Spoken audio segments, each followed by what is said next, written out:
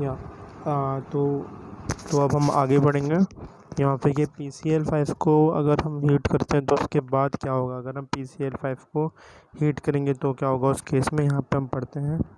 तो बेसिकली सबसे पहले क्या होता है कि PCl5 को अगर आप हीट करोगे, अगर आप PCl5 को हीट करोगे उससे पहले हम एक इम्पॉर्टेंट क्वेश्चन देख लेते हैं कि PCl5 का एक स्ट्रक्चर है, ये काफ़ी पूछा जाता है। तो मतलब ये दो इक्वेटोरियल होती हैं, थोड़ी सी टेढ़ी होती हैं, यहाँ पे ये Cl इसका स्ट्रक्चर होता है।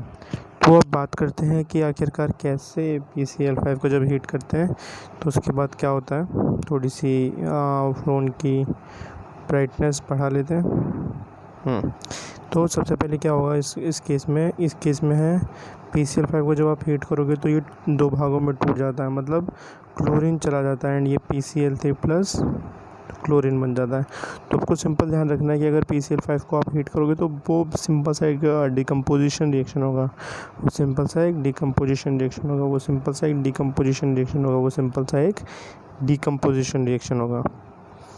ठीक है, इस क्वेश्चन में ज़्यादा कुछ डिस्कस करने के लायक है भी नहीं।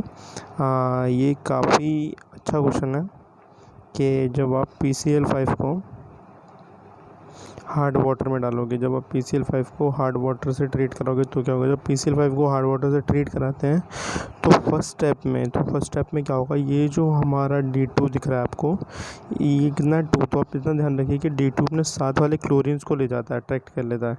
तो ये 2 है, तो ये 2 क्लोरीन को अपने साथ अट्रैक्ट कर लेगा, तो बचे कितने 3। तो यहाँ पे बचा PCl3, ये अपने उसके साथ ले गया, 2DCl बना के ले गया, यहाँ पे 2DCl बना के ले गया। अब बचा ऑक्सीजन, तो ऑक्सीजन यहाँ पे आ जाएगा, तो यहाँ पे जो कंपाउंड बना वो हो जाएगा POCl3। एक बार फिर से आप देखिए, यहाँ पे है हमारा PCl3, ओके।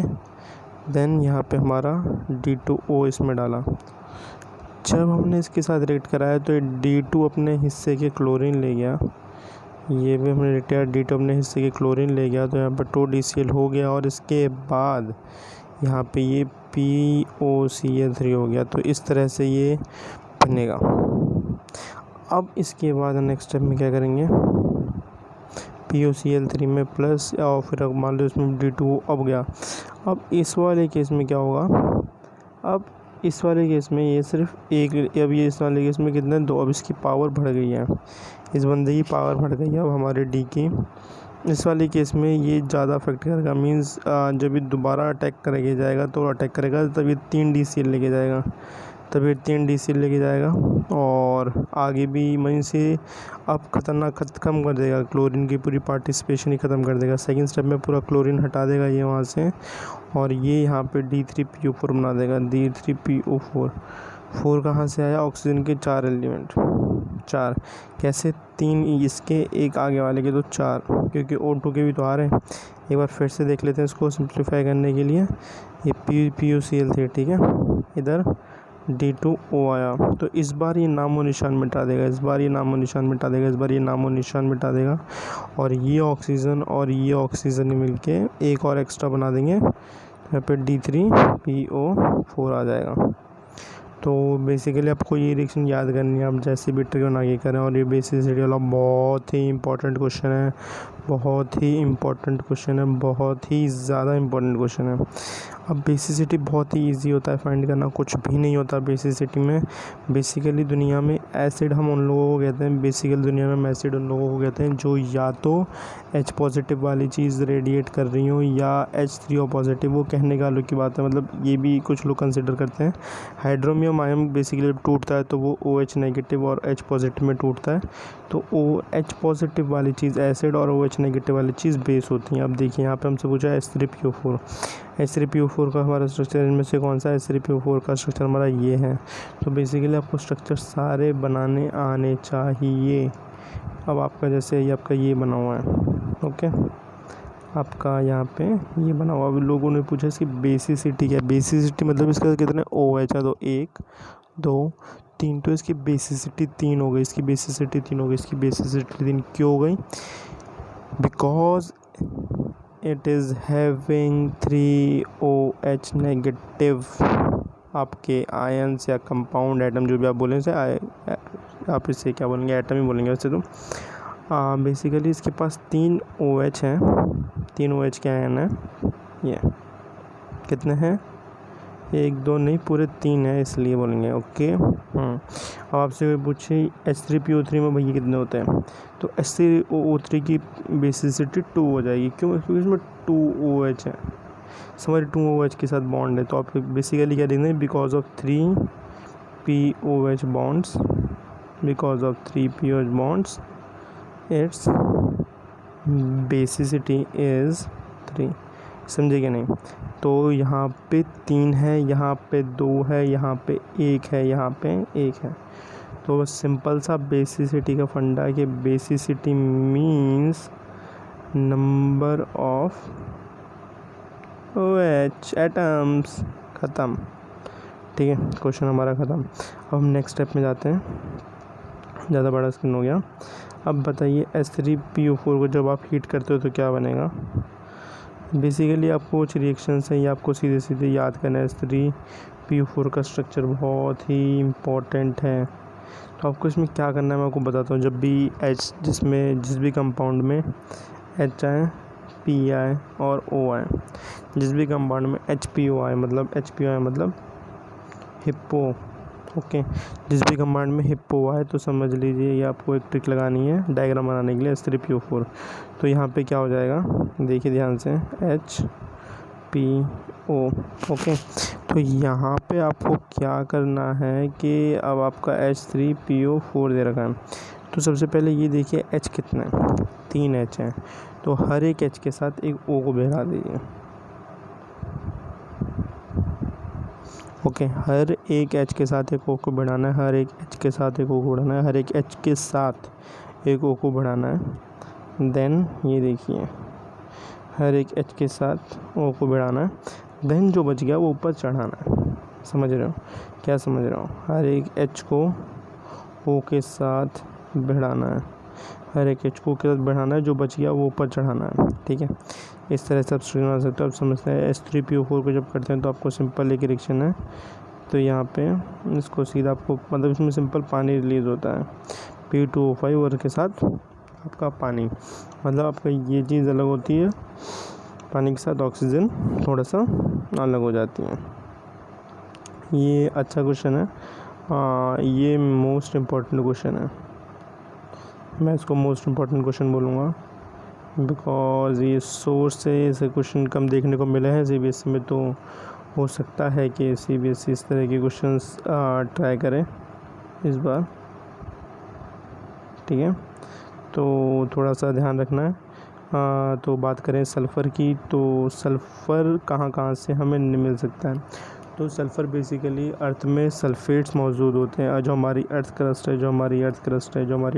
है बेसिकली वो फुल ऑफ मिनरल्स है। हमारी earth crust full of minerals है। तो दुनिया का हर एलिमेंट ऐसा होगा जो मिल जाएगा हमारी अर्थ में। तो हमारी ये जो अर्थ है ये अर्थ स्टेट में मिलती हैं सल्फ़ेट्स और सल्फ़ाइड्स में। कहाँ कौन से सल्फ़ेट्स में मिलती हैं और सल्फ़ाइड्स, तो यहाँ पे इन कंपाउंड्स के नाम मोस्ट इम्पोर्टेंट है। मीन्स आपको इन सब के ये वाले इनके साइंटिस्ट जो केमिस्ट्री वाले नाम है इप्सम, बैराइट, ये सब आपको याद होने चाहिए। सबसे पहले बात करें जिप्सम में मिलता है जिप्सम CSO4, ये कैल्शियम का कंपाउंड है। डॉट इनके इंडिविजुअल फार्मूले भी आपको लिखने आने चाहिए। CSO4 में ये S इप्सम में S मीन्स जब ये कार्बन के साथ, जब ये कैल्शियम के साथ मिलता है तो इसका नाम जिप होता है। जब ये मैग्नीशियम के साथ मिलता है तो इसका नाम इप होता है। ये आपको पता होना चाहिए। बेरियम के साथ मिलता है तो बायराइट होता है। जब ये लेड के साथ बनाता है तो ये गैलेना होता है, इम्पोर्टेंट। जिंक के साथ zinc blende, copper pyrites, important. Means आपको इसकी ये पता होनी चाहिए कि ये नाम क्या है, मतलब ये आपको नेम लर्न होने चाहिए बेसिकली। हम बात करें अपने 14वें ग्रुप की, तो 14वें क्वेश्चन की, तो यहाँ पे बात है what the order of thermal stability of the hydrides of 16 elements. अब हमसे यहाँ पे थर्मल स्टेबिलिटी पूछा है। ठीक है, तो थर्मल स्टेबिलिटी वो हम सबको पता ही है हाइड्राइड्स की कैसे होती है। वो क्या होती है, बेसिकली डिक्रीजेज होती हैं। अब आप बोलेंगे कि भाई डिक्रीजेस क्यों होती हैं? देखिए, जितनी बड़ी बॉन्ड लेंथ होगी, यहाँ पे एक ये बहुत अच्छा चीज़ लिखी हुई है कि जितनी लंबी बॉन्ड लेंथ होगी, जितनी लंबी बॉन्ड लेंथ होगी, जितनी लंबी बॉन्ड लेंथ होगी, उतनी ज़्यादा स्ट्रेंथ डिक्रीज़ होती जाएगी। बहुत ही अच्छा रिलेशन आपको हमने देखने को मिला है, क्योंकि देखिए, रस्सी जितनी लंबी होगी, रस्सी जितनी लंबी होगी, रस्सी जितनी लंबी होगी, उतनी जगह से ही काटी जा सकती है। ध्यान रखिएगा, रस्सी जितनी लंबी होती है उतनी जगह से ही काटी जा सकती है। ऐसे करके आप इसको ध्यान रख सकते हैं क्या, कि रस्सी जितनी लंबी होगी उतनी ही जगह से काटी जा सकती है। तो यहाँ पे जो भी हमारी बॉन्ड लेंथ होगी, जो हमारी बॉन्ड लेंथ होगी, जो हमारी बॉन्ड लेंथ होगी, वो इज़ डायरेक्टली प्रोपोर्शनल टू, और क्या होगी, जितनी भी हमारी लेंथ बढ़ाओगे उतनी universally proportional to the stability. लिख लो इन ऑर्डर को, लिख लो इन ऑर्डर की जगह।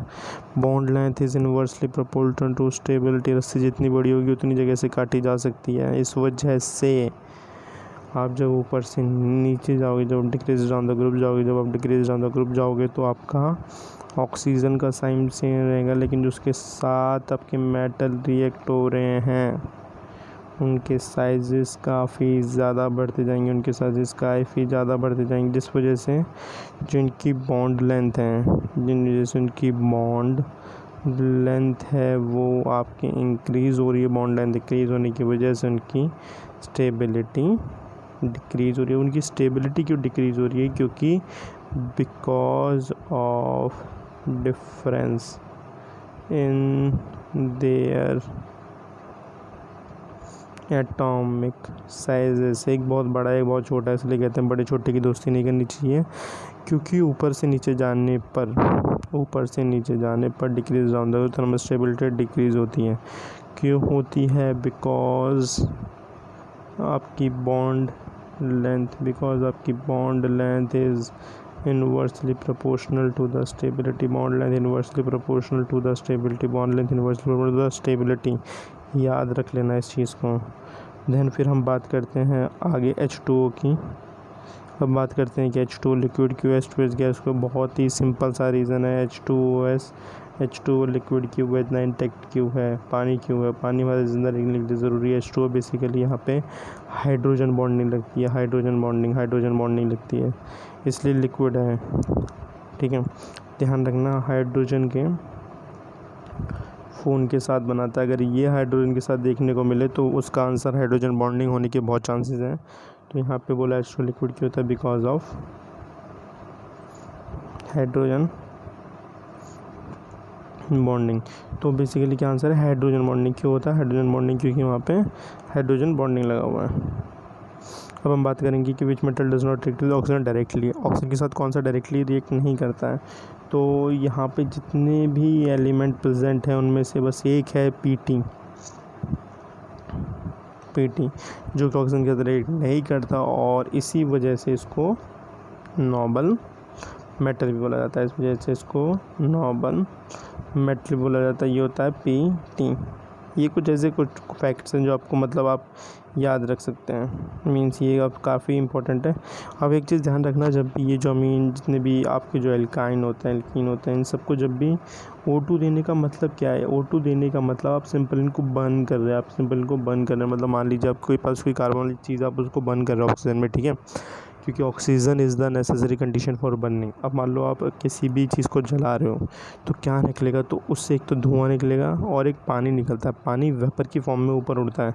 तो हमें इससे क्या निकालना है? धुआं और पानी। हमने इससे क्या निकाल दिया? धुआं और पानी। तो बेसिकली क्या है यहाँ CH2, इसमें जैसे ही मैं किसी भी हाइड्रोकार्बन को बॉईल करूँगा, ध्यान रखना, किसी भी हाइड्रोकार्बन को बॉईल करूँगा तो उस केस में हमेशा CO2 प्लस H2O ही निकलता है। ध्यान रख लो इस बात को। ठीक है, क्या बात ध्यान रखनी है आपको? Burning of hydrocarbon always releases CO2 plus